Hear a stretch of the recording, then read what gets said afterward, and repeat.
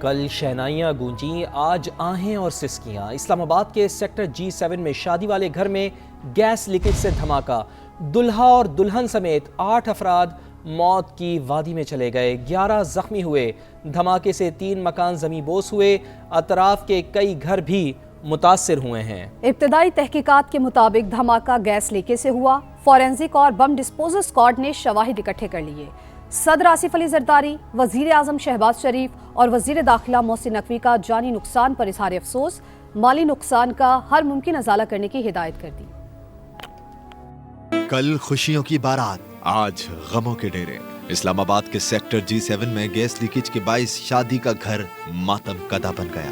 آنکھوں میں خواب سجائے جو دلہن رات اس گھر میں آئی، آج موت کی وادی میں چلی گئی اور اس کی والدہ سمیت 8 زندگیوں کے چراغ بھی گل ہو گئے۔ بڑا زوردار دھماکہ تھا، پوری آبادی جو ہے ہماری اس میں سنائی دیا گیا، دھماکے کے بادل جو تھے وہ اٹھ رہے تھے، لوگ جو تھے چلانا شروع ہو گئے۔ بہت زور سے جیسے بم، بڑا بم پھٹتا ہے۔ بس ہم تو آواز سن کے جلدی سے اٹھے، اپنے بچوں کو دیکھا، ان کو دیکھا تو بہت دکھ لگا۔ ہم ایک بڑے دھماکے سے اٹھے ہیں، اپنے آپ کو سنبھالا ہے، اور سنبھالنے کے بعد جب ہم موقع پر پہنچے ہیں، سب سے پہلے میں نے کال کی 15 پہ کال کی ہے 7:19 پہ۔ بڑھاس کی آواز آئی، جیسے میں نے کھڑکی کھولی ہے تو کھڑکی میں ہمارے یہاں پہ کچرا پڑا ہوتا ہے، تو وہ کچرا نا سڑک سے بھی یوں تھوڑا اچھلا ہے، تو تھوڑی دیر بعد ٹیکسی 15 کے آگے ہیں بہت سارے۔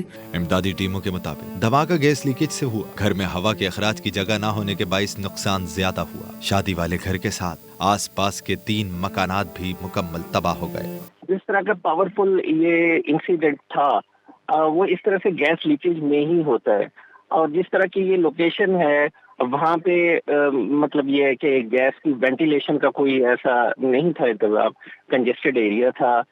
گیس جو ہے آہستہ آہستہ ایکومولیٹ ہوتی گئی رات کو، اور جب صبح کے ٹائم پہ دیا سلائی جلائی گئی تو اس سے جو ہے وہ ایک ایکسپلوژن ہوا۔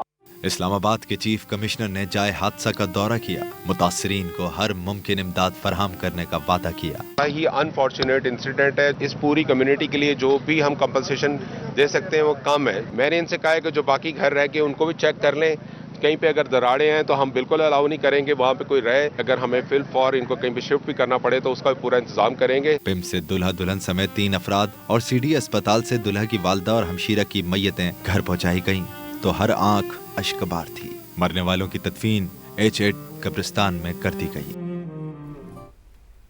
گیس لیکیج دھماکے میں مرنے والے 5 افراد کو H8 قبرستان میں سپرد خاک کر دیا گیا۔ دعائیہ تقریب میں ہر آنکھ اشکبار نظر آئی۔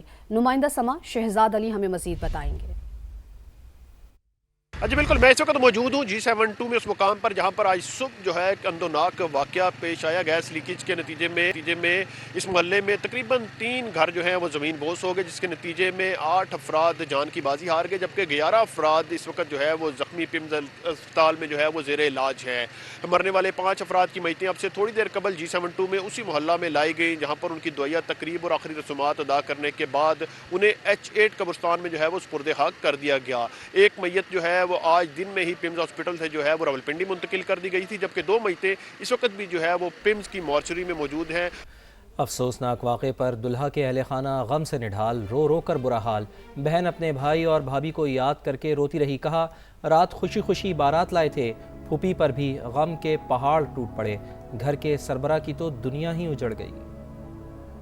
ایران میں ہنگامہ آرائی، باہر سے بھیجے گئے دہشت گردوں نے کی، امریکہ اور اسرائیل شرپسندوں کو ہدایات دیتے رہے۔